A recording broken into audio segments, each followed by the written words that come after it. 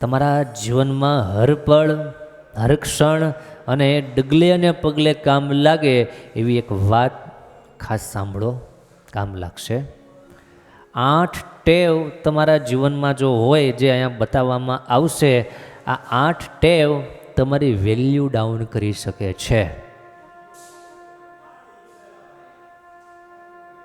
તમારી પર્સનાલિટી, તમારું મૂલ્ય અને તમારો પ્રભાવ ઓછો ન કરવો હોય અને વધારવો હોય તો આ 8 ટેવ જો હોય તો સ્વીકાર કરી એને નિસંકોચપણે જલ્દીમાં જલ્દી કાઢીએ તો બહુ સુખી થઈ શકાય એવી વાત છે.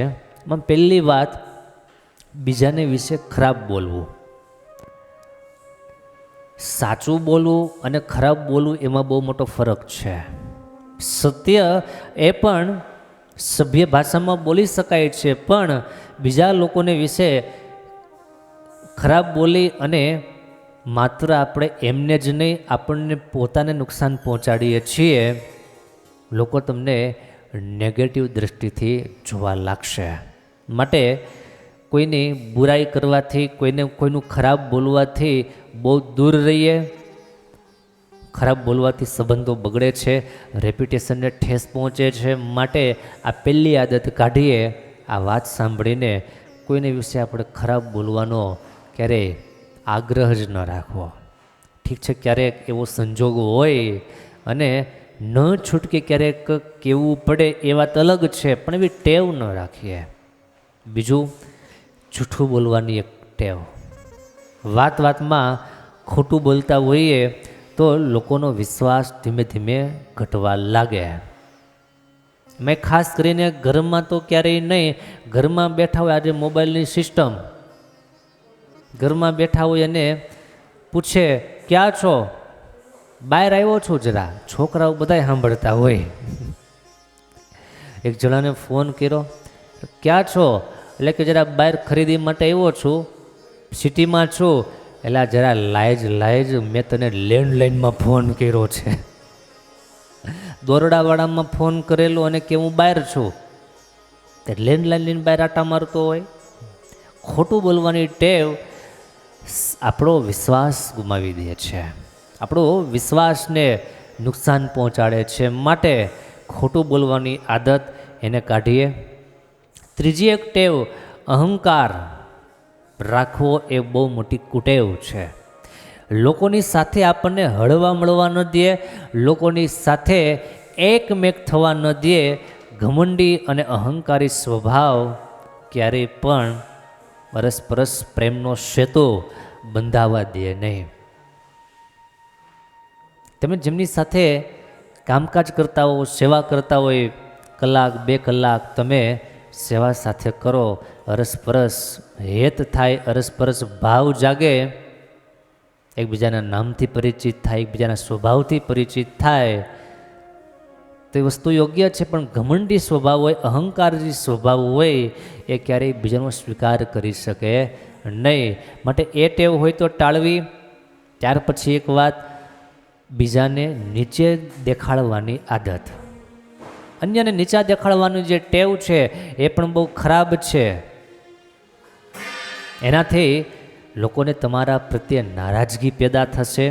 જ્યારે તમે બીજાને નીચા દેખાડો છો ત્યારે લોકો તમને ઈર્ષાળુ અને અસુરક્ષિત માનશે કે આનાથી બહુ બચીને રહેવા જેવું છે. તમારા સંબંધો બગાડી શકે છે. આગળની એક વાત, બીજાના વિચારોને સન્માન ન આપો. માત્ર મારી જ વાત સાચી, માત્ર હું કહું છું, હું વિચારું છું એ જ પરફેક્ટ. બીજાના વિચારોનું, બીજાની વાતોનું કોઈ મૂલ્ય જ નહીં, એની કોઈ કિંમત જ નહીં. એવું જેનું માઇન્ડસેટ હોય, એવી જેની જીવનમાં કુટેવ હોય તો એ માણસ દુઃખી થાય અને થાય. બીજાના વિચારોને પણ માન આપવું. જેમ આપણને આપણા વિચારો, જેમ આપણને આપણી ઈચ્છા વાલી છે, એમ બીજાને પણ એમના વિચાર, એની ઈચ્છા એ વાલા જ હોય, એને સારા જ લાગતા હોય. બસ સભ્ય સમાજની દ્રષ્ટિએ, શાસ્ત્રની દ્રષ્ટિએ જે મેળ આવતું હોય એને આપણે સ્વીકાર કરીએ અને બીજાના વિચારોને પણ માન આપતા શીખીએ. એમાં જે સારું હોય એ લેતા શીખીએ. ત્યાર પછીની એક કુટેવ છે ફરિયાદ કરવી. વારંવાર સતત ફરિયાદ કરવાનો જેનો નેચર હોય, ફરિયાદ કરવા જેનો સ્વભાવ હોય, એને કારણે લોકો તમારાથી ઘણા દૂર રહેશે. જ્યારે તમે મળો ત્યારે કાં તમારી ફરિયાદ કાં બીજા કોઈકની ફરિયાદ હોય, ફરિયાદ કરવાની ટેવ તમને માણસો નેગેટિવ વ્યક્તિ તરીકે ચિતરી મૂકશે અને વેલ્યુ ડાઉન થઈ જશે. માટે આ ટેવ હોય ફરિયાદ કરવાની, તેને કાઢીએ. પોતાના પરિવારના સભ્યોની ફરિયાદ કરવાની ઘણાને ટેવ હોય, કે પછી પોતાના ભાગ્યની ફરિયાદ કરવાની ઘણાને ટેવ હોય. મારું તો ભાગ્ય જ હાવ ખરાબ છે, અમારા કોઈ માણસો હારા નથી, કોઈ સંબંધી અમને ક્યારેય સપોર્ટ જ ન આપ્યો, કોઈ સંબંધી અમારી સામે જ ન જોયું. આ પ્રકારની જે જાત જાતની અને ભાત ભાતની ફરિયાદો એ આપણને નુકસાન પહોંચાડે છે. એ ફરિયાદ કરવાની ટેવને કાઢીએ. બિનજરૂરી દલીલો કરવી, જે દલીલ કરવી એનાથી માત્ર ને માત્ર આપણા ઈગોનું જ માત્ર પોષણ થતું હોય, એવી જે બિનજરૂરી દલીલો કરવી એ પણ ખરાબ ટેવ છે. દલીલ ન કરવી એ તો ખરાબ, પણ બિનજરૂરી દલીલ કરવી એના કરતાં ખરાબ. દલીલ ન કરવી એ સારામાં સારી વાત, પણ બિનજરૂરી દલીલ તો ભૂલથી પણ ન કરવી. છેલ્લી વાત અને 8મી કુટેવ, બીજાને મદદ ન કરવી. કોઈને મદદ કરવાનો સ્વભાવ જ ન હોય, કોઈને કામમાં આવવાની આપણી ક્યારેય પણ ઈચ્છા જ ન થતી હોય, ક્યારેય એવો સંકલ્પ જ નથી આપણે કોઈના કામમાં આવીએ, તો એવી જે કુટેવ છે તમને સ્વાર્થી બનાવી દે છે. સમાજમાં તમારી છાપ એક સ્વાર્થી વ્યક્તિ તરીકે પડી જાય. શક્ય હોય, સંભવ હોય એટલું એકબીજાની મદદ કરતા શીખીએ, એકબીજાના કામમાં આવતા શીખીએ. યાદ રાખજો, માણસને કરેલી મદદ એનું વળતર અને એનું ફળ માણસ કદાચ આપે કે ન આપે, પણ ઉપર બેઠેલો ઈશ્વર એનું ફળ અવશ્ય આપે છે.